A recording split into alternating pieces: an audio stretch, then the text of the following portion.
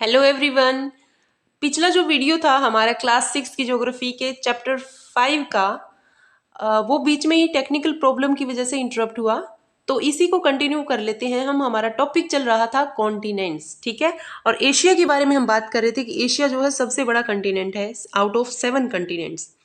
तो चलिए एक बार हम वर्ल्ड मैप में चलते हैं और वहां पे देखते हैं कि एशिया कहाँ पे लोकेटेड है। तो ज्योग्राफी एनसीईआरटी जो है आपने आई होप कि ओपन करके अपने सामने रखी होगी। अब हम देखते हैं कि एशिया एशिया की बात करते हैं। सबसे बड़ा कंटिनेंट है, फर्स्ट नंबर पे लार्जेस्ट है ये, ठीक है। और हम देखते हैं कि एशिया के अंदर हमारा इंडिया आता है, ठीक है। और एशिया और यूरोप ये दो कंटिनेंट्स हैं जिनको सेपरेट करते हैं एक माउंटेन सीरीज है जिसका नाम है उरल माउंटेन्स। उरल माउंटेन्स कौन से कॉन्टिनेंट को सेपरेट करते हैं? तो यूरोप और एशिया को, ठीक है जी। उसके बाद हम देखते हैं कि यूरोप और एशिया को कॉम्बिनेशन को हम यूरेशिया कहते हैं, ठीक है। आपकी एनसीईआरटी में लिखा हुआ है कि यूरेशिया यूरोप प्लस एशिया को बोला जाता है। चलिए सेकंड नंबर पे तो नहीं, मतलब इसके साथ में लगता हुआ कंटिनेंट हम देख लेते हैं पहले।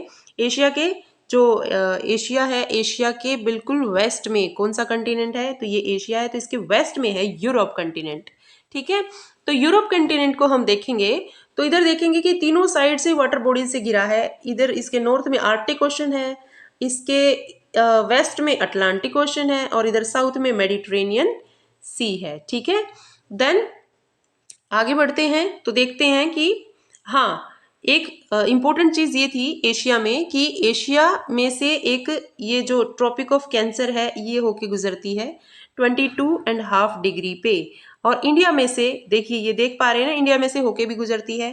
तो चलिए आपका छोटा सा होमवर्क है कि मुझे कमेंट सेक्शन में लिख के बताइए कि इंडिया के कौन कौन से स्टेट्स में से ट्रॉपिक ऑफ कैंसर गुजरती है, ठीक है। देन उसके बाद हम देखते हैं कि सेकंड, फर्स्ट तो हमारा सबसे बड़ा एशिया हुआ, सेकंड नंबर पे सबसे बड़ा कंटिनेंट है हमारा अफ्रीका। तो अफ्रीका चारों तरफ से वाटर बॉडी से घिरा हुआ है। देखिए इधर इंडियन ओशन है, इधर जो है साउदर्न ओशन है, इधर अटलांटिक ओशन है, इधर मेडिटेरेनियन सी है। तो चारों तरफ से, ठीक है। अच्छा, फिर दूसरी इंपॉर्टेंट चीज क्या है कि अफ्रीका में से तीनों लाइंस, कौन कौन सी तीनों लाइंस? ये इक्वेटर है 0 डिग्री पे, ये कौन सी बताई थी अभी? ट्रॉपिक ऑफ कैंसर है, और ये वाली ट्रॉपिक ऑफ कैप्रिकॉर्न, ठीक है। तो ये भी 22.5 साउथ, ठीक है। देन ये तीनों ही कौन से कॉन्टिनेंट से? तो वो है आपका अफ्रीका। और एक इंपॉर्टेंस क्या है इसकी अफ्रीका की? तो वो ये है कि ये सहारा डिजर्ट आप देख रहे हैं, तो सबसे बड़ा और सबसे हॉटेस्ट डिजर्ट है ये वर्ल्ड का, जो कि अफ्रीका कॉन्टिनेंट के अंदर है। अच्छा, माउंटेन रेंजेस भी देख लीजिए साथ ही साथ, यहाँ पे एटलस माउंटेन दिख रहे हैं आपको, ठीक है। और हाँ, तो एक एक चीज हम पीछे मिस करके आए हैं, वो ये है कि जो यूरोप जो कॉन्टिनेंट है उसमें से हमारा आर्कटिक सर्कल जो है, वो जो लाइन है वो गुजरती है, ठीक है, 66.5 डिग्री पर से। चलिए फिर आगे हम देखते हैं कौन सा कंटिनेंट देखेंगे। 3 कंटिनेंट हम ऑलरेडी देख चुके हैं, एशिया, यूरोप, अफ्रीका। तो हाँ जी, अफ्रीका में एक इम्पोर्टेंट बात ये भी है कि अफ्रीका कंटिनेंट से एक हमारी जो वर्ल्ड की लॉन्गेस्ट रिवर है, यानी कि कौन सी नदी? नील नदी, वो गुजरती है। ये देखिए, हम देखेंगे यहाँ पे नील नदी, ये यहाँ पे नील नदी, ठीक है। तो ये लॉन्गेस्ट रिवर है वर्ल्ड की, ये गुजरती है। तो फिर आगे देख लेते हैं कि सहारा डिजर्ट हो गया, नील नदी हो गई। देन नॉर्थ अमेरिका की बात कर लेते हैं। तो it is the third largest continent of the world. It is linked to South America by a very narrow strip, ठीक है। साउथ अमेरिका से बहुत ही नैरो स्ट्रिप ऑफ लैंड से जुड़ा है, जिसको इस्थमस ऑफ पनामा भी कहा जाता है। The continent is lies completely in the northern and western hemisphere. 3 oceans around the continent. Can you name these oceans? तो चलिए हम देख लेते हैं वर्ल्ड मैप पे किसकी बात कर रहे हैं हम बात कर रहे हैं नॉर्थ अमेरिका की। तो देखिए नॉर्थ अमेरिका, यहाँ पे तो आपका अटलांटिक ओशन है, यहाँ पे आपका पैसिफिक ओशन है, ठीक है। और ये नॉर्थ अमेरिका साउथ अमेरिका से ज्वाइंटेड है, किससे? इस्थमस ऑफ पनामा से। तो ये है आपकी इस्थमस ऑफ पनामा, ठीक है जी। Okay, moving on to the highest mountain peak mount. Okay, एक सेकेंड, हम थोड़ा सा रिवर्स में चले गए। हाँ जी, अगला कंटिनेंट है हमारा साउथ अमेरिका। ये पूरा का पूरा साउदर्न हेमिस्फेयर में है। तो जो हमारा नॉर्दर्न अमेरिका था वो तो पूरा का पूरा हमारा किस में था, नॉर्दर्न हेमिस्फेयर में, और साउथ अमेरिका पूरा साउदर्न हेमिस्फेयर में, मतलब इक्वेटर इन दोनों के बीच में से गुजरती है। ठीक है जी, देखिए क्या इक्वेटर गुजरती है, बिल्कुल यहाँ से, कहाँ से गुजर रही है इक्वेटर, ये देखिए ये जा रही है ना इक्वेटर। तो नॉर्थ अमेरिका पूरा नॉर्दर्न हेमिस्फेयर में और साउथ अमेरिका साउदर्न हेमिस्फेयर में। ठीक है जी, आगे देख लेते हैं। South America lies mostly in the southern hemisphere which two oceans surround it on the east and west। Already हम देख के आए हैं कि हमारे साउथ अमेरिका के इधर ईस्ट के अंदर तो कौन सा ओशन है, अटलांटिक ओशन, जो कि कैसी शेप का है, एस शेप का, और इस साइड है पैसिफिक ओशन। ठीक है जी, आगे बढ़ते हैं। Andes mountain, world's longest mountain range, runs through its length from north to south. देखिए यहाँ पे है आपके ये ऐसे, कौन से माउंटेन, एंडीज माउंटेन, ठीक है, ऐसे रन करते हैं नॉर्थ से साउथ। और वर्ल्ड्स लॉन्गेस्ट माउंटेन रेंज है ये, तो ये भी एक आपका जीके का बहुत अच्छा क्वेश्चन है कि वर्ल्ड की लॉन्गेस्ट माउंटेन रेंज कौन सी है, वो पूछ लिया आपसे क्वेश्चन में, तो वो है आपकी एंडीज। कहाँ पे है ये, साउथ अमेरिका में। South America has the world's largest river. देखिए लॉन्गेस्ट रिवर हमने पढ़ी अफ्रीका में, नाइल नदी। लॉन्गेस्ट, लॉन्गेस्ट तो हमारी है नील नदी, नाइल रिवर, कहाँ पे, अफ्रीका में। ठीक है, लेकिन लार्जेस्ट, लार्जेस्ट का मतलब क्या है कि वॉल्यूम जो है ना, पानी का वॉल्यूम वो ज्यादा है इस नदी में, वॉल्यूम जो है वो ज्यादा है कौन सी नदी में, हमारी अभी जो हम साउथ अमेरिका में पढ़ेंगे जिसका नाम है Amazon, Amazon, okay, Amazon river. तो ये लार्जेस्ट है, लॉन्गेस्ट नील है, लार्जेस्ट कौन सी है, वो है आपकी अमेजोन। अगले कॉन्टिनेंट की तरफ बढ़ते हैं जो कि है ऑस्ट्रेलिया। ये भैया सभी कॉन्टिनेंट्स में सबसे छोटा है, सबसे बड़ा एशिया, सबसे छोटा ऑस्ट्रेलिया, और ये पूरा का पूरा साउदर्न हेमिस्फेयर में लाई करता है। ठीक है, साउदर्न हेमिस्फेयर में, और surrounded on all sides by the oceans and seas, इसीलिए इसको आइलैंड कॉन्टिनेंट भी कहते हैं। क्यों कहते हैं आइलैंड कॉन्टिनेंट, क्योंकि ये चारों तरफ से वाटर बॉडी से घिरा हुआ है। ये देख लीजिए, ये है आपका ऑस्ट्रेलिया, और ऑस्ट्रेलिया जो है ये देखिए चारों तरफ क्या है, पानी ही पानी, इसलिए इसको आइलैंड कॉन्टिनेंट भी कहा जाता है। ठीक है, आगे ऑस्ट्रेलिया के बाद आगे है Antarctica, completely in the southern hemisphere. बिल्कुल, तो आपसे ये भी क्वेश्चन पूछ रहे हैं कौन कौन से ऐसे जो कंटिनेंट्स हैं जो कि कंप्लीटली साउदर्न हेमिस्फीयर में पड़ते हैं। ठीक है, तो एक आपका अंटार्कटिका हो जाता है, और जो है is a huge continent. South pole Antarctica पे है, lies almost at the centre of this continent. As it is located in the south polar region, it is permanently covered with, क्या जमी रहती है चारों तरफ, आइस शीट्स ही sheets होती हैं। There are no permanent human settlements, क्योंकि इतनी ठंड होती है, बर्फ ही बर्फ होती है, वेजिटेशन यानी पेड़ पौधे इतने होते ही नहीं है वहाँ पे। ठीक है, तो इसीलिए वहाँ पे परमानेंट सेटल्ड नहीं है इंसान। Many countries have research station in Antarctica, बहुत सारी कंट्रीज, इवन इंडिया ने भी रिसर्च स्टेशन बनाए हैं। किस लिए रिसर्च स्टेशन, क्या ढूंढने खोजने के लिए, कुछ ऐसे रिसोर्सेज जैसे हाइड्रोजन गैस है, ठीक है, ये सब खोजने के लिए वहाँ पे रिसर्च स्टेशंस बना रखे हैं अलग अलग कंट्रीज ने। इंडिया के आपसे पूछ सकते हैं वो कि इंडिया के कौन कौन से रिसर्च स्टेशन है, तो इनके नाम है मैत्री और दक्षिण गंगोत्री। ठीक है, फाइंड आउट कीजिए मैप के ऊपर कि कहाँ पे मैत्री और कहाँ पे दक्षिण गंगोत्री हमारा लोकेटेड है इन अंटार्कटिका। ठीक है, तो अंटार्कटिका एक बार दिखाना तो बनता है आपको। तो ये है आपका अंटार्कटिका। ठीक है, यहाँ पे जी ये इधर बीचों बीच रहेगा, इधर साउथ पोल। ठीक है, तो उसके बाद हमारे जो हैं कंटिनेंट्स वो हो जाते हैं फिनिश साथ के साथ। और हाँ, यहाँ पे देख लेते हैं, कुछ पूछा गया है हमसे। एक तो पूछा है कि इस्थमस, बताया गया है कि इस्थमस क्या होती है। हमने देखा ना कि नॉर्थ अमेरिका और साउथ अमेरिका इस इस्थमस ऑफ पनामा से ज्वाइंटेड है। तो isthmus a narrow strip of land joining two land masses, क्या होता है, ये वाटर बॉडी नहीं होती है, ये जमीन का ही हिस्सा होता है जो कि दो लैंड मासेस को क्या करता है, ज्वाइंट करता है। ठीक है जी, देखिए इस्थमस और स्ट्रेट में फर्क होता है। यहाँ पे देखिए स्ट्रेट दिखाई गई है कहाँ, यहाँ इंडिया और ऑस्ट्रेलिया के बीच में। कौन सी स्ट्रेट है ये? पाक स्ट्रेट है, ठीक है। क्या नाम है इस स्ट्रेट का? पाक स्ट्रेट, PALK, पाक स्ट्रेट, ठीक है। तो ये किस किस के बीच में है ये स्ट्रेट यानी वाटर बॉडी? ये है इंडिया और श्रीलंका के बीच में, ठीक है। ये इंडिया और श्रीलंका के बीच में। चलिए जी आगे देख लेते हैं। हाइड्रोस्फीयर, जी हाँ, मैंने ऑलरेडी बताया था ना आपको कि अर्थ जो है वो एक ब्लू प्लेनेट भी है, क्योंकि 70%, इवन मोर देन 70% अर्थ का जो सरफेस है वो कवर्ड है वाटर से। लैंड मास तो सिर्फ 29% के आसपास ही है, ठीक है। Hydrosphere consist of water in all it's form, बिल्कुल हमने ये देखा। तो ये क्वेश्चन आपसे पूछ सकते हैं वो कि क्या हाइड्रोस्फीयर के अंदर सिर्फ लिक्विड में ही वाटर मिलता है? नहीं, तीनों फॉर्म में मिलता है, लिक्विड, गैस और सॉलिड यानी आइस के फॉर्म में भी, ठीक है जी। आगे, as running water in oceans और रिवर्स, बिल्कुल रनिंग वाटर लिक्विड फॉर्म में oceans and rivers and lakes में मिलता है, सॉलिड फॉर्म में ग्लेशियर्स, ठीक है, ग्लेशियर्स में मिलेगा ice, underground water and water vapour कहाँ मिलेंगे? वहाँ कहाँ मिलेंगी? ये मिलेंगी एटमॉस्फेयर में, ठीक है जी। कहाँ पे? एटमॉस्फेयर में।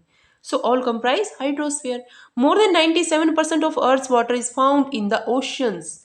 देखिए बहुत इंपॉर्टेंट बात है ये कि अर्थ का मोर देन 97% से भी ज्यादा पानी कैसा है? खारा है। खारा यानी सॉल्टी वाटर। क्यों? क्योंकि ये ओशंस के अंदर कंटेन्ड है, ठीक है। तो फ्रेश वाटर कितना बच गया? फ्रेश वाटर नियरली 3% से भी कम बच जाता है। फ्रेश वाटर मीठा पानी, ठीक है, फ्रेश वाटर, ठीक है जी। यही तो ड्रिंकिंग यानी जिसको हम पी सकते हैं फ्रेश वाटर, ओके। तो ये बहुत सॉल्टी होता है। कौन सा वाला? 97% जो ओशियंस में है बहुत सॉल्टी होता है, ह्यूमन उसको कंज्यूम नहीं कर सकते। A large proportion of the rest of the water is in the form of ice sheets, बिल्कुल वो जो मैंने बताया ना कि 3% से भी कम फ्रेश वाटर, उसमें से भी 2% के आसपास जो है वो आइस शीट्स, ग्लेशियर और अंडरग्राउंड, अंडरग्राउंड धरती के नीचे होता है। बहुत ही कम स्मॉल परसेंटेज अवेलेबल होती है हमारे कंजप्शन के लिए, और वो कितनी small percentage available as fresh water for human consumption, जो हमारी पॉन्ड्स, रिवर्स, कैनाल्स वगैरह इन सब के अंदर होती है, ठीक है। तो देख लीजिए यहाँ पे कि ये दिखा रखा है कि 97.5% ओशंस के अंदर, फ्रेश वाटर कितना है? 2.5%, मोर मतलब लेस देन 3%, ठीक है जी। तो उसके बाद आगे बढ़ते हैं। तो ये हमें हमें क्या दिखाने की कोशिश कर रखी है कि कंपैरेटिव साइज ऑफ कंटिनेंट्स, ये साइज दिखा रखा है तो अलग ही दिख रहा है। क्या दिख रहा है कि एशिया लार्जेस्ट है, एशिया लार्जेस्ट है, फिर अफ्रीका है, फिर नॉर्थ अमेरिका है, ठीक है, सबसे छोटा आपका ऑस्ट्रेलिया है, ओके।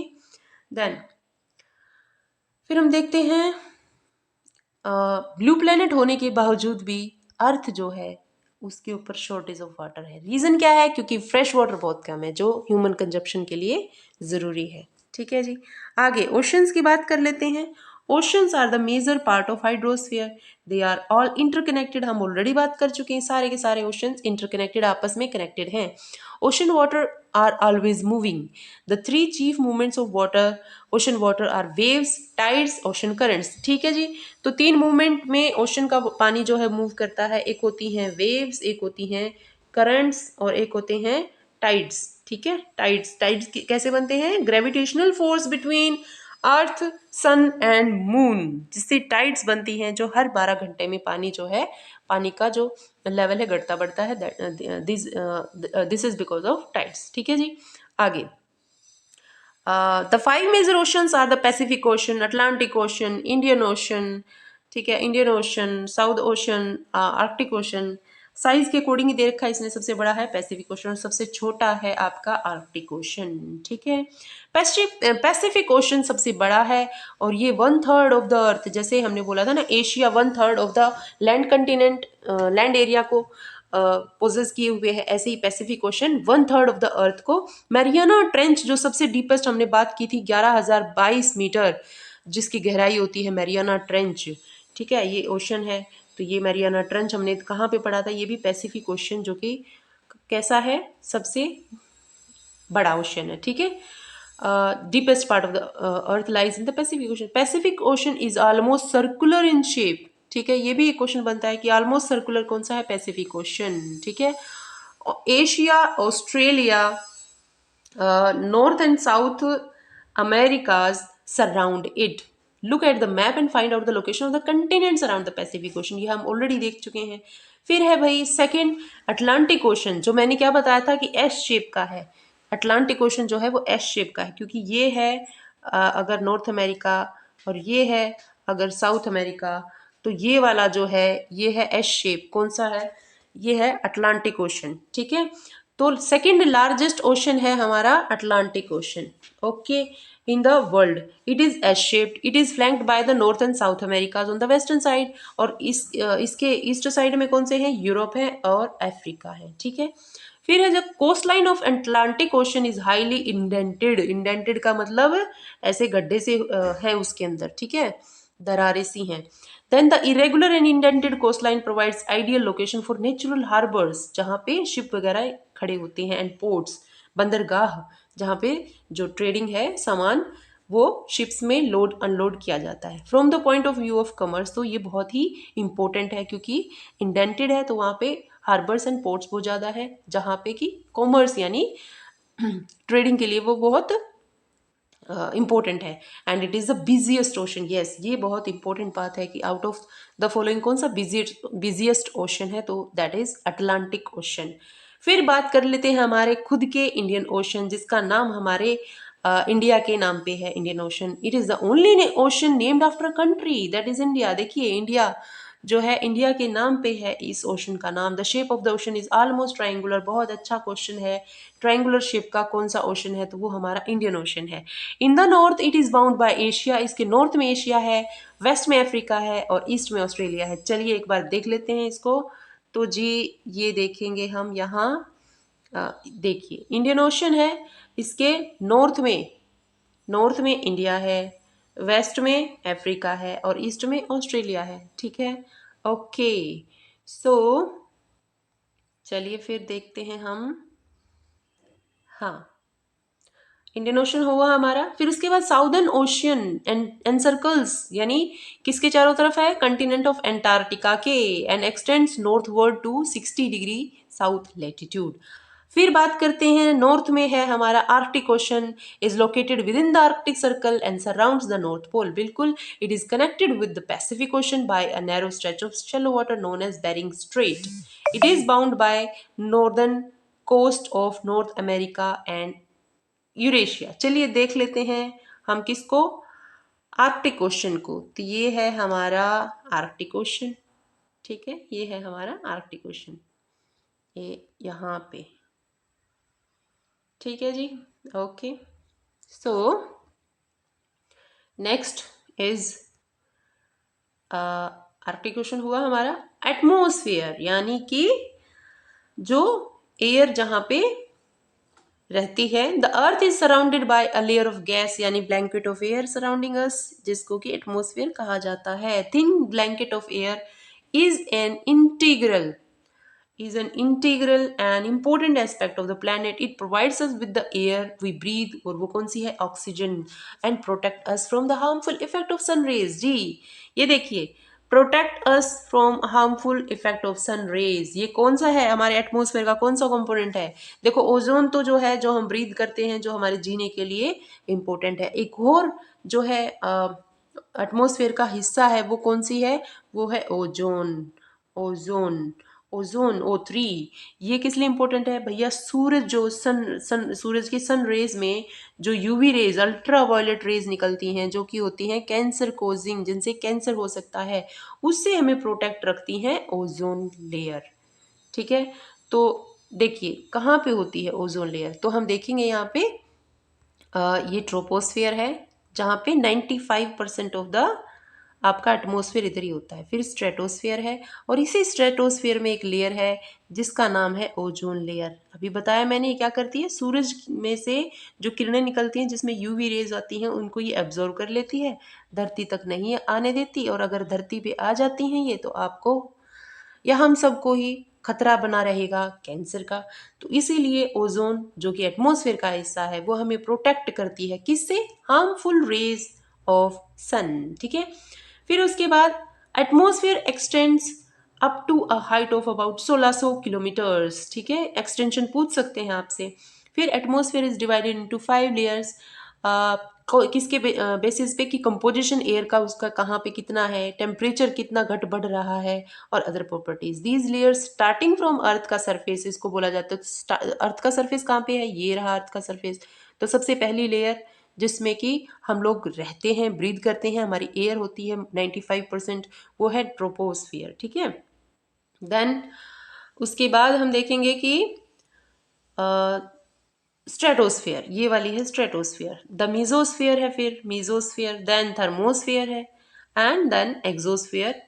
ठीक है, atmosphere is compose mainly of nitrogen, ये हम ऑलरेडी बात कर चुके हैं सबसे ज्यादा, यानी 70% ऑफ एटमोस्फेयर नाइट्रोजन गैस के द्वारा और 21% ऑक्सीजन गैस के द्वारा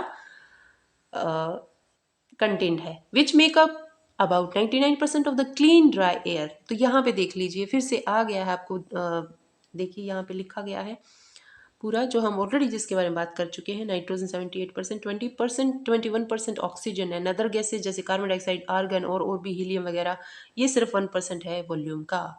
oxygen is the breath of life, while nitrogen help in growth of living organisms. Nitrogen help करती है लिविंग ऑर्गेनिजम्स के ग्रो करने में। कार्बन डाइऑक्साइड दो प्रेजेंट इन माइन्यूट अमाउंट, बहुत छोटी मात्रा में, बहुत कम मात्रा में है कार्बन डाइऑक्साइड, लेकिन ये बहुत इंपॉर्टेंट है क्योंकि ये क्या करती है, देखिए समझने की कोशिश करते हैं इसको। ये अर्थ का सरफेस है, ये सन है, सन की रेस टकरा के वापस जाने लगती हैं तो इनको एब्जॉर्ब कर लेती है CO2। इसीलिए एटमॉस्फेयर जो है हमारा गर्मी जो है बना के रखता है इवन रात में भी। ठीक है, क्योंकि CO2 जो है उस सनरेज को, उस हीट को जो है एब्जॉर्व कर लेती है। अगर CO2 नहीं होगा तो टकरा के वापस चली जाएंगी सारी रेज और रात को बड़ी कड़ाके की ठंड पड़ेगी। ठीक है, life will not be possible. तो CO2 का होना भी बहुत ज़रूरी है, लेकिन अगर इसका अमाउंट बढ़ जाता है जो कि अब बढ़ रहा है तो फिर ये खतरे की घंटी हो सकता है हम सभी के लिए, क्योंकि ये एक रीज़न है ग्लोबल वार्मिंग का। ठीक है जी, आगे देखते हैं। जी 21%, 1% ऑक्सीजन हो गया। कार्बन डाइऑक्साइड दो present in minute form, come form में है तो ये एब्जॉर्व करती है हीट को और इसीलिए प्लेनेट को कैसा रखती है, गर्म। It is also essential for the growth of plant. बिल्कुल, CO2 कार्बन डाइऑक्साइड से ही फोटोसिंथेसिस होता है, यानी CO2 और पानी पौधे को मिलता है तो पौधे अपना खाना बनाते हैं और इस प्रोसेस को क्या कहा जाता है, फोटोसिंथेसिस, प्रकाश संश्लेषण। ओके, इम्पोर्टेंट बहुत। तो carbon dioxide is very necessary, लेकिन इसका अमाउंट बढ़ता है तो दिक्कत वाली बात है। चलिए, the density of the atmosphere varies with height. Atmosphere की जो डेंसिटी मैंने अभी बताया ना कि ट्रोपोस्फेयर में 95% ऑफ द एटमोसफेयर होता है, फिर बाद में ऊपर बिल्कुल ही कम होता चला जाता है। ठीक है, तो क्या है, डेंसिटी जो है एयर की वो घटती जाती है हाइट के साथ साथ। चलिए आगे बढ़ते हैं तो हम देखेंगे कि एक सेकेंड, हाँ डेंसिटी हो गई ना, is maximum at the sea level. तो एटमोसफियर की डेंसिटी सबसे ज़्यादा सी लेवल जहाँ पे, and decreases rapidly as we move go up, जैसे जैसे हम ऊपर जाते हैं तो एयर की डेंसिटी कम होती जाती है। ठीक है, इसीलिए जो पहाड़ों पे चढ़ते हैं ना लोग, उनको जैसे जैसे ऊंचाई पे वो चढ़ते जाएंगे ना, जैसे ये माउंटेन है, इस पे बंदा चढ़ रहा है तो यहाँ पे आने के बाद उसको लगेगा सांस लेने में बड़ी दिक्कत हो रही है। क्यों दिक्कत हो रही है, क्योंकि डेंसिटी जो है ना एयर की वो डिक्रीज करती है जैसे जैसे हम ऊपर जाते हैं। ठीक है, they have to carry with them, तो क्या लेके चलते हैं वो अपने साथ में, ऑक्सीजन के सिलेंडर। ठीक है, ऑक्सीजन सिलेंडर्स, ताकि वो ब्रीथ कर पाए हाई एल्टीट्यूड पे। टेम्परेचर आल्सो डिक्रीजेज, बिल्कुल जैसे जैसे ऊपर जाते हैं ना तो टेम्परेचर भी घटता चला जाता है। तो the atmosphere exerts pressure on the earth, this varies from place to place, और इसको बोलते हैं atmospheric pressure. Some areas experience high pressure atmosphere का और कुछ पे लो प्रेशर। तो एयर जो होती है ना बेटा, वो high pressure to low pressure move करती है। हवा, मूविंग एयर, क्यों मूव करेगी, देख लो, मान लो यहाँ पे इस एरिया का ना टेम्परेचर बहुत ज़्यादा है, तो टेम्परेचर ज़्यादा है तो हवा जो है गर्म होकर ऊपर उठती है, तो हवा का प्रेशर कम है, यानी हवा का यानी एयर का प्रेशर कैसा है, कम है। यहाँ पे क्या होता है कि टेम्परेचर कम है तो हवा नीचे ही रहती है, तो हवा का प्रेशर जो होगा वो ज़्यादा होगा। ठीक है, समझ आई बात। तो यहाँ पे प्रेशर ज़्यादा है, यहाँ पे प्रेशर कम है, तो high pressure to low pressure चीज़ें मूव करती हैं, डिफ्यूज़न। ठीक है, ऐसे। और इसी को बोलते हैं विंड।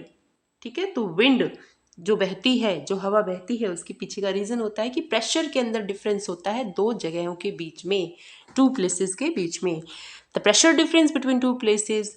एंड इसी वजह से हवा जो है वो एयर जो है मूव करती है, और मूविंग एयर को ही विंड कहते हैं। ओके, आई होप आपको ये बात समझ आ गई होगी। चलिए आगे बढ़ते हैं। बायोस्फीयर, जहाँ पे लाइफ पॉसिबल है, the domain of life. Biosphere already बात की थी कि नैरो जोन है, किस किस के बीच में, एटमोस्फियर, लिथोस्फीयर एंड हाइड्रोस्फीयर। देखिए कितनी खूबसूरती से दिखाया गया है यहाँ पे। ये है आपका लिथोस्फीयर, ये है आपका एटमोस्फियर, और ये है आपका हाइड्रोस्फीयर। तो इन तीनों के कॉम्बिनेशन में ये जो नैरो जोन है, इसी में आपका बायोस्फीयर पॉसिबल है। ठीक है, ओके। तो biosphere is a narrow zone of contact between land, water, and air. It is in this zone that life that is unique to this planet exists. There are several several species of organisms that vary in size from microbes and bacteria to huge mammals. बिल्कुल tiny, बिल्कुल micro organisms. Microbes होते हैं ना, जिनको आप telescope की मदद से, नेक्ड आई से देख ही नहीं सकते हो, है ना, टेलीस्कोप की मदद से ही आपको वो दिखाई देते हैं, उससे लेके ह्यूज मैमल जैसे वेल है। ठीक है, ओके। मैमल्स क्या होते हैं, जरा कमेंट सेक्शन में बताइए कि क्या क्या फीचर्स होते हैं मैमल्स के। All the living organisms including humans are linked to each other and to the biosphere for survival. अब देखो इकोसिस्टम क्या होता है। इकोसिस्टम होता है कि आपका क्या रिलेशन है। इकोसिस्टम क्या होता है कि आपका रिलेशन क्या है जो आपके सराउंडिंग में जो भी एनिमल्स या बायोटिक एबायोटिक जो फैक्टर्स हैं उनसे। ठीक है, तो हम ह्यूमन बींग्स लिंक्ड हैं एक दूसरे से भी, और जो बायोस्फीयर में और जीव जंतु हैं उनसे भी। ठीक है, बायोस्फीयर में किस लिए, सर्वाइवल के लिए। ठीक है, उनके बगैर हमारा काम नहीं चल सकता, and vice versa. The organisms in the biosphere में broadly be divided into the plant kingdom and animal kingdom. बिल्कुल, plant kingdom, animal kingdom. The three domains of the earth interact in each other. कौन से हैं तीन domain, वही atmosphere, hydrosphere and कौन सा, lithosphere. और for example cutting of forest for fulfilling our need. बिल्कुल, जो फॉरेस्ट हैं उससे हमें क्या क्या मिलता है, सबको पता है कि फॉरेस्ट से हमें लकड़ी मिलती है। ठीक है, क्लियरिंग लैंड फॉर एग्रीकल्चर, हम उसको साफ करके एग्रीकल्चर के लिए यूज़ कर सकते हैं। may lead to fast removal of soil from slopes. Similarly, Earth's surface may be changed due to natural calamities. Earthquake वगैरह आ जाता है तो अर्थ का सरफेस जो है वो चेंज हो जाता है। ठीक है, तो for example there could be submergence of land. कई कई बार ऐसा होता है कि जो पूरा का पूरा लैंड है वो नीचे चला जाता है समंदर में। ये कब हुआ था, सुनामी आई थी ना, तब तमिलनाडु में जब सुनामी आई थी तो parts of Andaman and Nicobar island जो थी ना, उनका काफ़ी सारा एरिया जो है ना समंदर के नीचे चला गया। So discharge of waste material into lakes, जब हम वेस्ट मटेरियल को लेक्स, रिवर और अदर वाटर बॉडीज में डालते हैं तो वो क्या करता है, वो पोल्यूट करता है। ठीक है, और उसको अनसूटेबल कर देता है ह्यूमन यूज़ के लिए। और इससे क्या होता है, जो लाइफ फॉर्म्स है ना वो डैमेज होती हैं। जो मछली वहाँ उसमें रह रही है, जो और एक्वेटिक एनिमल्स है वो भी हैम्पर होते हैं उनकी लाइफ। तो इसलिए हम आपस में इंटरकनेक्टेड हुआ ना, कहाँ इंसान ने एक प्लास्टिक की थैली डाली है कूड़े की भरी हुई, तो उसका इम्पैक्ट अदर ऑर्गेनिजम्स तक भी जा रहा है। तो इसी को तो इंटरकनेक्शन बोलते हैं ना, कि आपस में पूरा बायोस्फीयर जो है वो इंटरकनेक्टेड है। चलिए जी, आगे क्या है। जो इंडस्ट्रीज, थर्मल पावर प्लांट्स और व्हीकल से जो गैसेस, जो पोल्यूटेड गैसेस जो निकलती हैं वो हमारी एयर को पोल्यूट करती हैं। कार्बन डाइऑक्साइड बहुत इंपॉर्टेंट कॉन्स्टिट्यूएंट है एयर का, बट इंक्रीज इन, ये हम ऑलरेडी बात कर चुके हैं, CO2, इससे क्या होगा, ग्लोबल टेम्परेचर बढ़ेगा, और इसी को ग्लोबल वार्मिंग कहते हैं। इसीलिए हमें क्या करना चाहिए कि उसके लेवल को मेंटेन रखना चाहिए। ठीक है, और सारे जो जो तीन डोमेन हमने पढ़े हैं, लिथोस्फेयर, एटमोस्फेयर, हाइड्रोस्फेयर, इनको भी बैलेंस रखना चाहिए। ये ह्यूमन की रिस्पॉन्सिबिलिटी है। ठीक है जी, तो एक्सरसाइज हम किसी और वीडियो में करेंगे क्योंकि वीडियो ऑलरेडी काफ़ी लंबी हो गई है। सो मिलते हैं अगली वीडियो में। Thank you.